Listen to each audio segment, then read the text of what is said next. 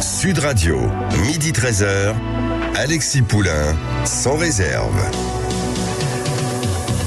Bonjour à tous, Sud Radio, on est ensemble jusqu'à 13h. Notre premier invité, c'est le docteur Amin Umlil, qui était pharmacien à l'hôpital de Cholet, révoqué de ses fonctions au centre hospitalier pour soi-disant des actions de propagande anti-vaccinale durant la crise sanitaire. Il avait pourtant été entendu par l'Office parlementaire d'évaluation des choix scientifiques et technologiques avec un rapport qui s'appelle l'impossible consentement, remis dans le cadre de l'enquête de la commission d'enquête du Sénat. Bonjour, docteur Umlil. Oui, bonjour monsieur Alexis Poulain, je vous remercie de votre invitation. Merci d'être avec nous. Alors, qu'est-ce qui s'est passé pour que l'impossible consentement, ce rapport qui était remis à cette commission d'évaluation des choix scientifiques et technologiques de l'Office parlementaire, se retourne contre vous finalement, puisque la parole libre semble impossible depuis cette crise Covid? Écoutez, je ne comprends toujours pas les raisons de cette révocation, puisque ce rapport est une compilation des informations qui ont été diffusées et publiées par les autorités elles-mêmes. Mmh. Et donc, en fait, ce rapport met en évidence une chose, et notamment le décalage entre ce que les autorités sanitaires et politiques savaient et ce qu'elles avaient écrit et publié, et le décalage avec ce qu'ils ont répété à longueur de journée dans les médias.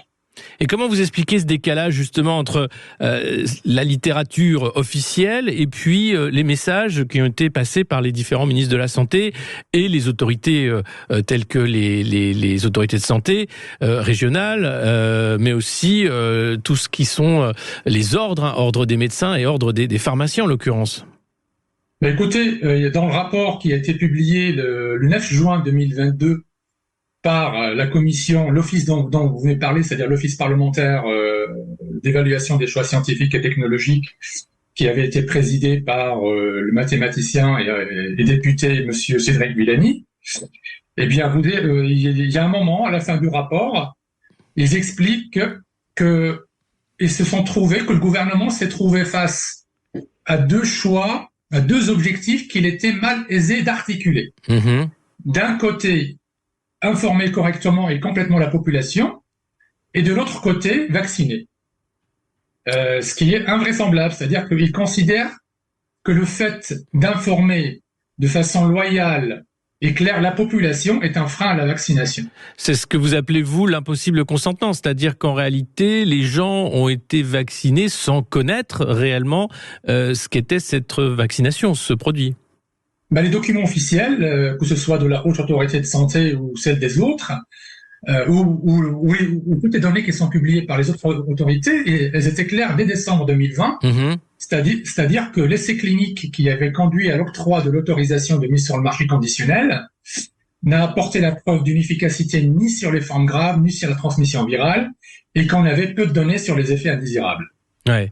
Et je vous laisse le soin de comparer avec ce qui a été diffusé oui, le tous dans vaccinés, une campagne promotionnelle, publicitaire. Ouais, et par les responsables politiques, mais aussi les responsables sanitaires et scientifiques, parce que c'est ça qui est grave. Et les ordres professionnels aussi, comme vous dites. Voilà, parce que vous avez tenté de faire suspendre cette décision de révocation, d'abord le 7 avril devant un tribunal administratif, mais les juges ont rejeté votre demande au nom de l'intérêt général qui s'attache au bon fonctionnement du service public hospitalier. Oui, c'était en référé, on voulait suspendre ma révocation en urgence. Mmh. Donc, le juge des référés a constaté l'urgence, étant donné que je n'ai plus de revenus. Ouais. Mais il a sorti cet argument d'intérêt général au motif que, comme mes analyses ont obtenu une grande adhésion auprès de la population, eh bien, le fait, si je retrouve mon travail, ça risque de troubler l'ordre public en quelque sorte. Ouais. Donc, c'est-à-dire, on marche sur la tête, et le Conseil d'État, lui, il a refusé mon pourvoi dès l'admission. Oui, c'est ça. Ils n'ont même pas regardé ce qu'il y avait dedans, puisque le Centre national de gestion, vous disiez de vous que vos actions de propagande anti-vaccinale brouillaient l'information du public, c'est ça?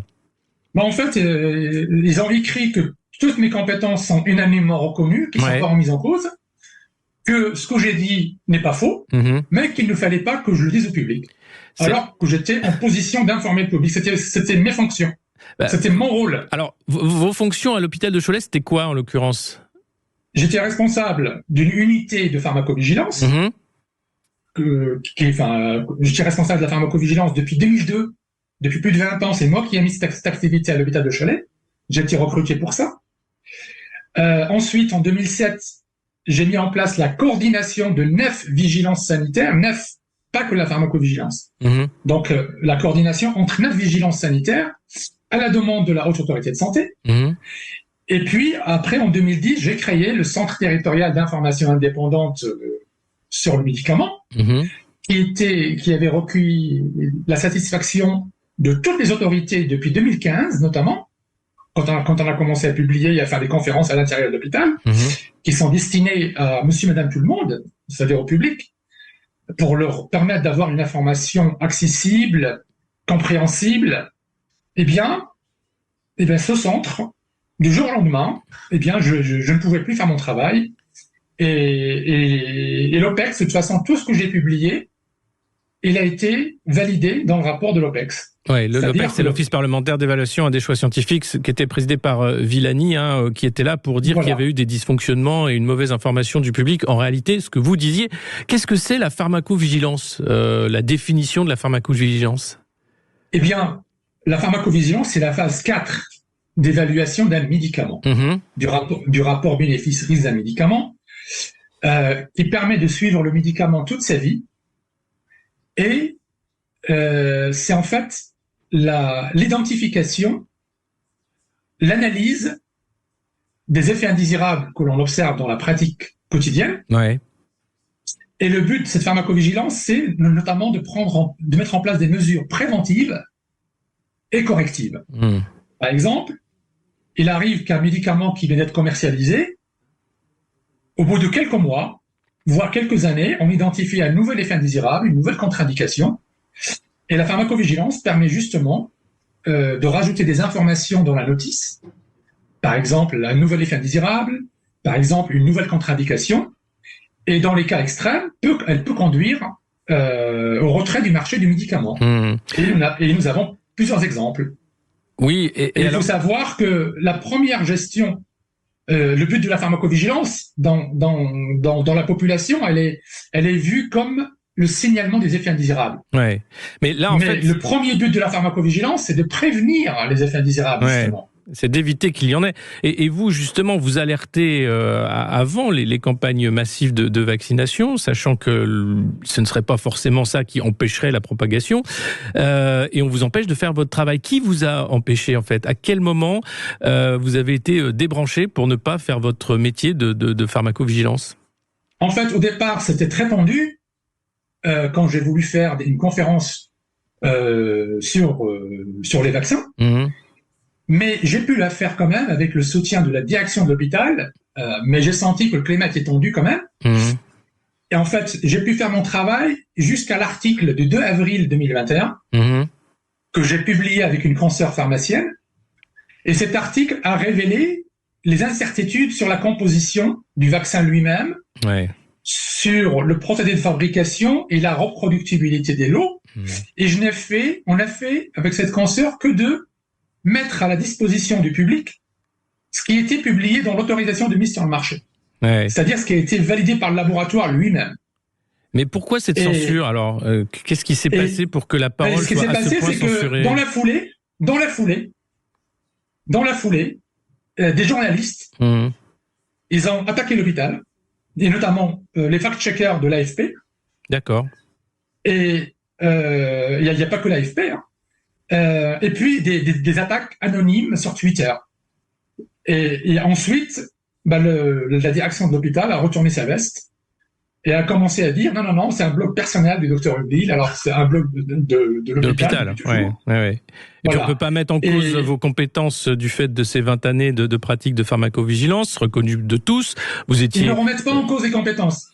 Alors qu'est-ce qu'ils remettent en cause en fait ? Pourquoi vous en êtes là aujourd'hui ? Il fallait que je me taise. Point barre. Donc il fallait que je relaie le message officiel.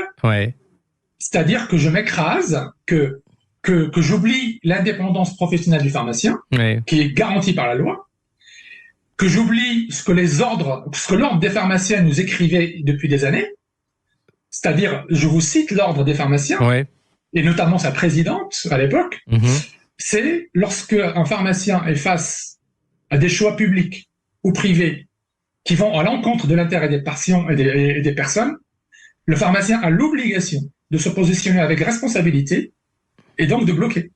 Mais pourquoi vous avez été le seul ou un des rares à porter cette parole et que l'ensemble des pharmaciens finalement ont joué le jeu, se sont tus et ont obéi aux consignes et ont gobé la propagande officielle qui n'était pas scientifique là, c'était vraiment une propagande sanitaire qui avait rien à voir avec ce qui était écrit par les fabricants? Eh bien écoutez, je ne sais pas. En tout cas, moi je vous expliquais que je tiens en position d'informer le public via notamment le centre d'information. C'était mon rôle. Et puis, vous trouverez un communiqué de presse aussi qui a été diffusé par l'Ordre des pharmaciens, qui menace de poursuite tout pharmacien qui s'exprimerait publiquement. Ah oui, voilà. Mais alors là, on a affaire à une sorte de justice privée avec le Conseil de l'Ordre des pharmaciens, qui est devenu en fait une justice de censure. Il vous empêche de faire votre métier. Enfin, c'est grave quand même. On a la même chose avec l'Ordre des médecins. Grave. Comment on en arrive là, à cette dérive-là quand même? C'est extrêmement grave. C'est extrêmement grave. C'est-à-dire que au lieu de défendre le rôle de l'ordre, que ce soit l'ordre des pharmaciens ou l'ordre des médecins, le rôle est de défendre l'indépendance professionnelle. Et c'est marqué dans la partie législative du Code de santé publique. C'est leur mission qui fonde leur existence.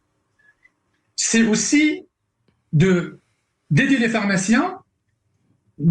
Pourquoi cette indépendance professionnelle? L'ordre nous explique que cette indépendance professionnelle n'est pas là pour le confort du praticien, mais pour la protection du public et pour garder sa confiance.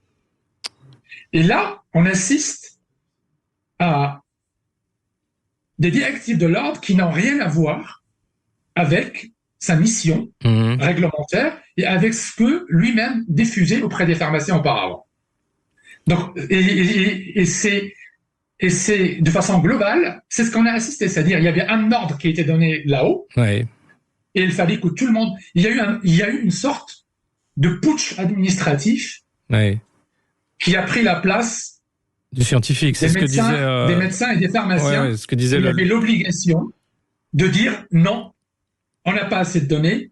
À minima, on doit porter à la connaissance de toute personne que nous ne savons pas grand-chose et que c'est à la personne de prendre de façon libre et éclairée sa décision de se vacciner ou de ne pas se vacciner. Ce qui n'était et je pas rappelle le cas, que moi, je n'ai jamais révélé mon statut vaccinal pour ne pas influencer quiconque.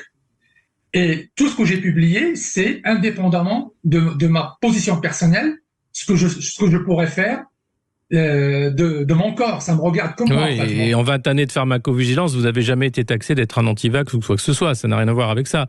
Est-ce que vous diriez qu'on a vécu un moment totalitaire où finalement les gens, et notamment les experts, les scientifiques, les pharmaciens, ont préféré obéir pour ne pas avoir d'ennui plutôt que d'avoir le courage de dire ce qu'ils pensaient? Je pense qu'effectivement... je pense que durant cette période-là, je pense que nous avons basculé d'une démocratie vers la tyrannie, oui.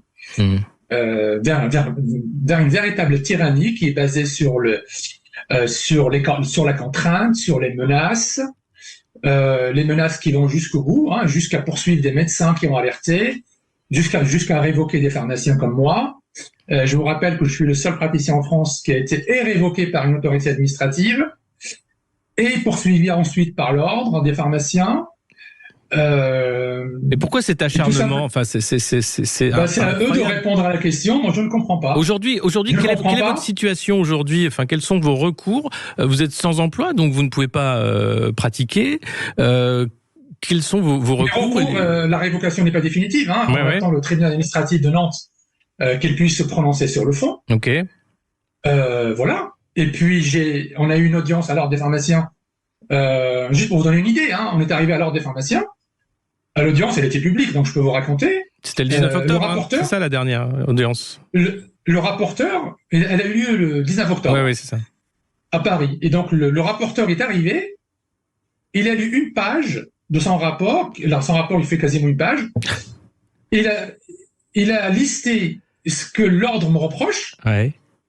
et il n'a soulevé aucun des moyens qu'on a versés dans mes écritures. Et mon avocat n'a pas manqué, maître Thomas Benagès, n'a pas manqué de leur rappeler, regardez, une violation flagrante des droits de la défense. Et quoi qu'il en soit, ils sont arrivés, et comme si on n'avait pas déposé une question prioritaire de constitutionnalité. Non, mais alors, Donc l'audience qui a eu lieu la dernière fois, c'était exclusivement réservé à la question prioritaire de constitutionnalité, justement, où je démontre que toute cette procédure disciplinaire est inconstitutionnelle. ouais, Voilà, qu'elle complètement. porte atteinte à plusieurs droits et libertés fondamentaux qui sont protégés par le bloc de constitutionnalité. Et puis là, vous avez vu ce qui s'est passé, il n'y a pas que les vaccins contre le Covid, ça continue. Oui. Ça continue. On a une communication, permettez-moi, enfin, on est rendu dans une communication qui est déloyale, qui est en violation en contradiction avec ce qu'exige la loi en matière de caractère d'information. Nous avons, par exemple, sur le garde d'asile ou sur le Beyfortus. On en reparlera bien sûr, et sur la vaccination HPV également. Je voulais vous interroger à ce sujet. Malheureusement, on n'a plus le temps, mais vous serez à nouveau notre invité, docteur Humlil. Merci beaucoup pour tout ce que vous avez fait, pour votre action, et on va suivre bien sûr la suite de vos déboires avec l'ordre des médecins et cet ordre finalement de la censure. Merci beaucoup, merci à vous.